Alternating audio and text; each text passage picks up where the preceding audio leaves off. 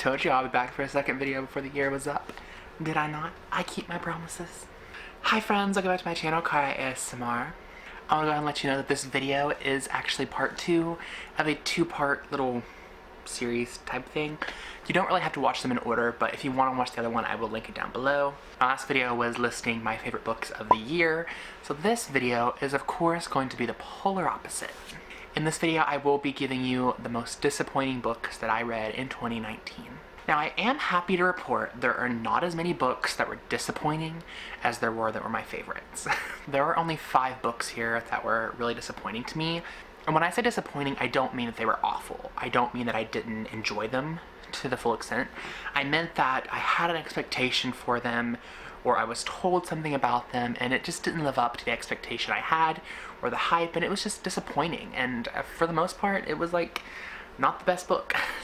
So yeah, a lot of these books do have 3-star ratings. That's just because, I mean, they're okay. They're just not the best books in the world, and they're honestly ones that is not gonna kill you if you skip them. So without further ado, let's go on and get on into the list, because I'm probably gonna offend a lot of you. Please don't kill me. Just a disclaimer, these are my opinions, so please don't attack me in the comments. If I happen to not like a book that you really liked, I'm sorry. It's an opinion. We all have them. Cool? Disclaimer over? Great. So I only have 2 physical copies of these books, but I do have 5 to talk about. The first book is It's Just a Jump to the Left by 𝐬𝐵. This book had such a hype on it for me. I am a huge fan of the Rocky Horror Picture Show. If you do not know that, now you know. I've watched both of them. The original is always better, and I just adore them. I have all of the songs just playing through my head constantly, and it's like I live Rocky. Like I just live the Rocky Horror constantly. So when of course I saw there was a book about Rocky Horror Picture Show, I just had to dive in. Now I did know this book was not going to be like a retelling of Rocky or whatever. It was just a couple of friends that go to the midnight showings and they just watch them. However, this book was not what I thought it was. First of all, it's only a short story. It's 38 pages, and so it is called a novel, an NOVL, which I guess is supposed to be like an independent thing for like short stories. I thought it meant novel. That was a little misleading. Maybe it was just my part though. Another thing was this book was just not great. It had such a lack of character dynamic, and the issues that were talked about throughout the book really weren't like delved into too deep. It was like, here's your problem, boom, now it's fixed, magic. And I just don't. I tried to excuse it, and if you've read my review about it on my website, on my blog, you'll see that I tried to excuse the fact that it was pretty fast-paced, because Rocky's pretty fast-paced and like on the nose and just out there, and you don't really know what's going on the first time you watch it. But no, I felt like, and when I thought about it over and over, this book was maybe just lazy writing. I've never read 𝐬𝐵 before. This was my first introduction to her, and I want to read more of her, but then I don't know if it's really worth it. Let me know in the comments if you've read 𝐬𝐵. I do have a couple of books that I want to read by her. I know there's the Definers series, I think is what she wrote. So that's a series that I'm kind of wanting to read. Don't really know though, after reading this book. I feel like those might be just as disappointing. So the next book I have is actually one that's kind of a classic, I suppose, and if you look at it that way. It's Calvin by Martine Leavitt. So this book follows Calvin, who has schizophrenia, and he has this infatuation with the Calvin and Hobbes comics, which are great comics. They're like Sunday little strips, but he has a fascination with them, and he kind of brings Hobbes to life for himself. And the book follows him trying to track down the author and the artist of the comic strip, who is no longer making these and no longer talks to people. And he's wanting to track him down, and he's thinks that'll kind of like fix his schizophrenia. And he has a friend who's trying to tell him, it's not gonna fix it. I felt like this book could have been so great, but it just wasn't. It just bored me. It was very boring. A lot of it was just them walking and talking, and it bored me to death. I didn't want to finish it, but I pushed myself because it's less than 200 pages. It's really short. But it just wasn't a book I enjoyed. There are so many other books I feel that are worth my time. Does it have a good representation of mental health? I don't know. I don't have schizophrenia. I don't know anyone who does. If it does, then good on it. But I didn't enjoy it. It was very boring in my opinion. I wish we would have got more of a different adventure type style, maybe, you know, not just walking in the woods. It kind of felt like the 7th Harry Potter. So then I have Anna and the French Kiss by Stephanie Perkins. I actually own this. I don't know where it's at, and I'm not bothered to go look for it because it's that bad. This is a book that I read with the anticipation of having a sweet overseas romance with like going on vacation, having a French boyfriend, and all those things, and it just wasn't that. The main character was annoying. I couldn't stand Anna, okay? She really got on my nerves. I thought she was whiny. She was not honest. She wasn't trusting of her boyfriend. And it just really got on my nerves. I just wanted to punch her. And I really didn't want to finish the book, but I had read Stephanie Perkins' There's Someone Inside Your House. Didn't enjoy that at all. So I thought, I'll just give her something else. I'm gonna give her the benefit of the doubt. I will finish it. God, I wish I hadn't. And there are a lot of things that are kind of left off, I feel. There is 2 other books in the series, so maybe they'll touch on that, but it doesn't follow Anna. There's Lola and there's 𝐬𝐿a. So maybe we just won't get a conclusion? Who knows? I didn't like it though. I don't know if I'm going to continue it. The only reason I still have it is because I have Lola and The Boy Next Door. And I was planned on reading that just to see if it maybe got better, but I don't know if I'm going to.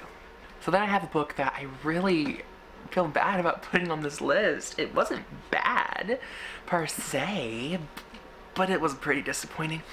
Stephen King's Revival. This book, so if you watched my last video, we had a Stephen King in there. I know what a lot of you are probably thinking. This book is not a horror novel. It is not your stereotypical Stephen King. Look, Stephen King had a good year and he had a bad year for me, okay? This is about a boy who is basically follows his life, I think, from like 6 years old till he's like in his 60s or 70s, somewhere around there. And it follows him as he is living in a small town with a lot of family members. He has a lot of brothers and sisters, and this pastor comes into town who's very young. He's like in his 20s or 30s. He's very young for a pastor. And he has like these, not powers, but fascination with the unknown and what the unknown can do in terms of healing and creating things and medicine and things like that. It has such great potential. It could have been a paranormal phenomenon. What was it? Boring. This book, a lot of it dragged on. Let me just put that out there. It was, you know, we got introduced into these plot points and they could have been wrapped up in maybe a couple 100 pages. It dragged on through the entire book. Why? Though, in Stephen King's defense, he has always had like this fascination with dragging things on for too long. That's why it is like, how many pages it is. Just wasn't my cup of tea. I grew up in a religious household. You know, we've always been religious, my family. And so having this kind of delve into the aspects of Christianity and small town religion and how people come together for that sake and how one mistake can ruin a person's life sounded great, but it just bored me. I wish we had more of the pastor. We didn't have much of him. It was more of the little boy, Jamie Morton. So I really wish we would have had more of the reverend, of the pastor, the father. So, but we didn't. I felt like it could have been redeemed with just a little more of preaching. Who has ever said that at 20? And the last book I have to talk about, y'all are probably gonna click off as soon as you see it. I know. It's okay. I'm fine with that. I'll look at the analytics later and make sure I'm right. It's Rebel. Marilu. I feel so bad that I had to rank it like this. It was... there's like no ranks of like 5 to 1. There's nothing like that. But it was... I didn't finish this, first of all. Let me put that out there. Oh my god, I can't... Okay. This book is the continuation, a long-awaited continuation of the Legend series. The Legend series is one of my favorite series. I was so hyped for this. I pre-ordered it. I have the pre-order gift over there framed. It was a signed print. It was bad. This was not needed. The series wrapped up so well with Champion, and this just wasn't it, sis. Sorry. It was bringing aspects, I think, into the characters' lives and problems into the characters' lives that weren't really needed. And I feel like Marie Lu kind of took the aspects of, I say aspects a lot, oh my god. I felt like she was taking parts of Warcross with drone racing and things like that and kind of shoving it into this book. And I felt maybe it was her way of merging the worlds of Warcross and Rebel, well, Legend and Warcross, but it didn't work. I didn't finish it. I want to finish it. I'm not going to get rid of it. I'm going to try it again later on. Maybe when I have a better headspace and I just want to read this. But right now, it ain't it. I read this and I felt like I got it about 100 pages through.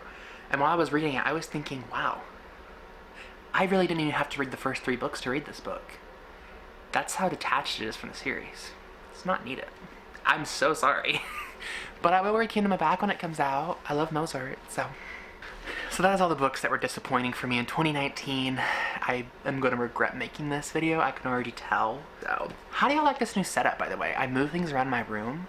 I think the stacking down is so cute. Got my C back there, got my Funkos. There's Peter.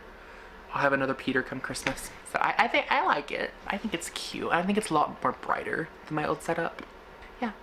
Thank you so much for watching, and until next time, remember you're beautiful, you're wonderful, and you are loved. Happy New Year, stay safe, and bring in the new year awesomely. Or is that a word? Just have fun. Happy 2020. Mwah. Bye. I'm Barbara Walters, and this is 2020.